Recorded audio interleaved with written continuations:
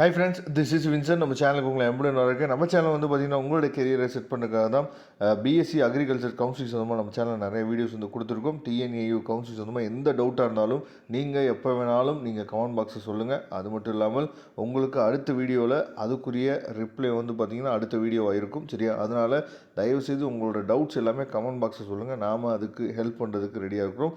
அது மட்டும் இல்லாமல் உங்களுக்கு இண்டஸ்ட்ரியல் கோட்டா, சரியா, இண்டஸ்ட்ரியல் கோட்டா என்னன்னு உங்களுக்கு தெரிஞ்சிருக்கும். நாம் கவர்மெண்ட்டுக்கு 12 lakhs வந்து நம்ம டிடி எடுத்து கொடுக்கணும். அதே மாதிரி இண்டஸ்ட்ரியோட ஸ்பான்சர்ஷிப் நமக்கு வேணும். சரியா?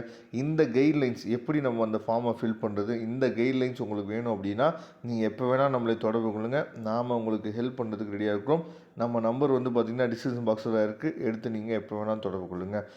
அதாவது இண்டஸ்ட்ரியல் கோட்டா எதுக்கு அப்படின்னா குறைவான கட் ஆஃப் இருந்தாலும் ஒரு 120 இல்லை 110 இல்லை 130 இருந்தாலுமே நம்ம கோயம்புத்தூர் கவர்மெண்ட் காலேஜ் இல்லைன்னா கிள்ளிக்குளம் இல்லைனா வந்து பார்த்திங்கன்னா மதுரை, சரியா, இந்த மாதிரி ஏரியாவில் இருக்கக்கூடிய காலேஜஸ் கூட நம்மளால் என்னாச்சு பார்த்திங்கன்னா எடுக்க முடியும் இண்டஸ்ட்ரியல் கோட்டா மூலியமாக.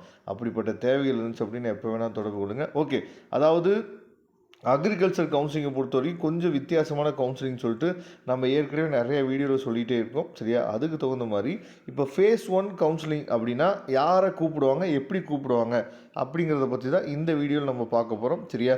இதெல்லாம் வந்து அதாவது கொஞ்சம் கொஞ்சமாக நீங்கள் இதெல்லாம் தெரிஞ்சு வச்சுக்கணும். ஏன்னா இதெல்லாம் வந்து நமக்கு வந்து நீங்கள் அப்ளிகேஷன் ஃபார்ம்லாம் முடிச்சுட்டு ரேங்க் லிஸ்ட் வந்த பின்னாடி தான் இந்த மாதிரி அப்டேட்லாம் வரும். சரியா?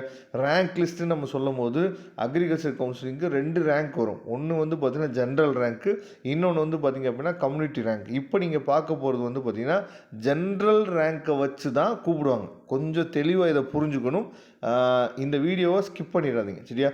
இப்போ வந்து இது வந்து ஃபஸ்ட்டு ரவுண்டுக்கு கூப்பிட்டவங்களோட அந்த ரேங்க் ரேஞ்ச் இந்த ரேங்க் ரேஞ்ச் வந்து பார்த்திங்க அப்படின்னா இது வந்து ஜென்ரல் ரேங்க்கில் இருக்கக்கூடிய பசங்க. ஓகேவா? நல்லா நீங்கள் புரிஞ்சுக்கணும். இது வந்து ஜென்ரல் ரேங்க். இப்போ ஓசி அப்படின்னு சொல்லி இருக்கீங்க வச்சுங்களேன், ஓசி கம்யூனிட்டியாக இருக்கீங்க அப்படின்னா நீங்கள் ஃபஸ்ட்டு ரேங்க்லேருந்து 20,224 ரேங்க் வரைக்கும் இருந்தீங்க அப்படின்னா நீங்கள் என்ன பண்ணுறாங்கன்னு சொல்லி பார்த்தா ஃபேஸ் 1க்கு வாங்க அப்படின்னு சொல்லி என்ன பண்ணுறாங்கன்னு சொல்லி பார்த்தா கால்ஃபர் பண்ணுறாங்க. அதே மாதிரி பிசி ஃபஸ்ட்டு ரேங்க்லேருந்து 20,258 ரேங்க்கு, அந்த ஜென்ரல் ரேங்க்குள்ளே நீங்கள் பிசி கம்யூனிட்டியாக இருந்தீங்க அப்படின்னா நீங்கள் என்ன பண்ணலாம்னு பார்த்தா ஃபஸ்ட் ரவுண்டுக்கு வாங்க.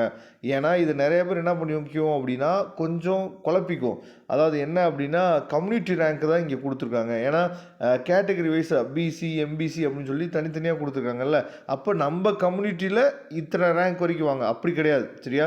ஜென்ரல் ரேங்க்கில் நீங்கள் 20,258 வரைக்கும் இருந்தீங்க அப்படின்னா நீங்கள் பிசி கம்யூனிட்டியில் இருந்தீங்கன்னா ஃபஸ்ட் ரவுண்டுக்கு வாங்க அப்படின்னு அர்த்தம். ஓகேவா? அடுத்து எம்பிசி டிஎன்சி, சரியா, இந்த கம்யூனிட்டியில் நீங்கள் இருந்தீங்க அப்படின்னா ஜென்ரல் ரேங்க்கு 19,711 வரைக்கும் நீங்கள் என்ன வரலாம் சொல்லி கவுன்சிலிங்க்கு வரலாம். அதே மாதிரி எஸ்சி கம்யூனிட்டியில் நீங்கள் இருந்தீங்க அப்படின்னா 23,283 வரைக்கும் என்னாச்சு பார்த்தீங்கன்னா நீங்கள் வரலாம் ஃபஸ்ட் ரவுண்டுக்கு அப்படின்னு சொல்லியிருக்காங்க. அதே மாதிரி பிசிஎம்மில் இருந்தீங்க அப்படின்னா எல்லா பேருமே மொத்தமாக எவ்வளோ பேர் அப்ளை பண்ணியிருந்தாங்க அப்படின்னா 36,410 பேர் மொத்தமாக அப்ளை பண்ணியிருந்தாங்க. அதில் இருக்கக்கூடிய எல்லா பேருமே பிசிஎம்மில் இருக்கக்கூடிய எல்லா பேருமே வாங்க. நீங்கள் நல்லா கவனிச்சுக்கணும். 36,410 பேர் வந்து பார்த்திங்கன்னா பிசிஎம் கிடையாது. இதை தெளிவாக நீங்கள் புரிஞ்சுக்கணும்.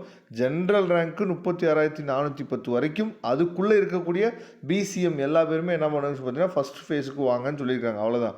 அதேமாதிரி எஸ்சியில் 26,653 பேர், சரியா, அந்த ரேங்க்குள்ளே இருக்கவங்க என்ன பண்ணலாம்னு சொல்லி பார்த்தீங்கன்னா வரலாம். எஸ்டியில் வந்து பார்த்திங்கன்னா 25,919 பேர் என்னாச்சு பார்த்தீங்கன்னா அதுக்குள்ளே அந்த ரேங்க்குள்ளே இருக்கவங்க வரலாம்னு சொல்லிட்டு இந்த மாதிரி தான் நமக்கு என்ன பண்ணுவாங்க அப்படின்னா ரவுண்ட் 1க்கு கால்ஃபர் பண்ணுவாங்க. இப்போல்லாம் என்ன பண்ணுறாங்கன்னு சொல்லி பார்த்தா லிஸ்ட்டே கொடுத்துட்றாங்க. ரவுண்ட் 1க்கு யாரெல்லாம் வந்து எலிஜிபிள் அப்படின்னு சொல்லிட்டு லிஸ்ட்டே கொடுத்துட்றாங்க. பார்க்கலாம். இன்னும் நிறைய அவங்களுக்கு நீங்கள் வந்து தெரிஞ்சுக்க வேண்டிய விஷயங்கள் இருக்குது. ரெகுலராக நம்ம சேனலை ஃபாலோ பண்ணுங்கள். ரெகுலராக நீங்கள் ஃபாலோ பண்ணிங்க அப்படின்னா போதுமானது. சூப்பராக நீங்கள் என்ன பண்ணச்சு பார்த்தா ஆன்லைன் கவுன்சிலிங் பற்றி தெரிஞ்சுக்கலாம். தேங்க்யூ. நம்ம நெக்ஸ்ட் வீடியோ பார்க்கலாம். அதுவரை உங்களிருந்து விடைபெறுவது உங்கள் நண்பன் வின்சன். தேங்க்யூ.